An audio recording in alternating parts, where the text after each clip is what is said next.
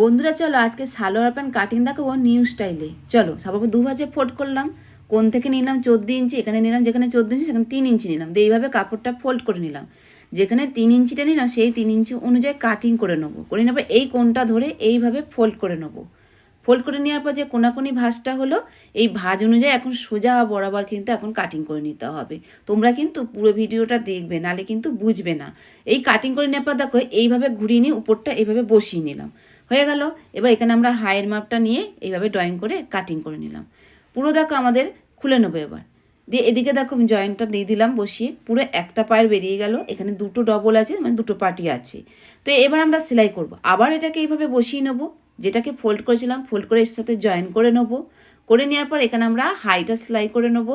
উপরের বেলটা আমাদের কিন্তু রেডি করে নিতে হবে। তারপর এরকম বেল্টের সাথে কিন্তু যে কুচিটা দেখাচ্ছি এই কুচিটা কিন্তু এখন বেল্টের সাথে বসাবো।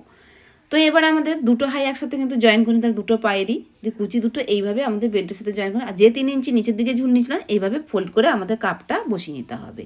আর এখানে দেখো আমি কুর্তি ড্রয়িংটা করেই রেখেছি, শুধু পিছনের গলার শেপ দিয়ে কাটিং করে নেবো।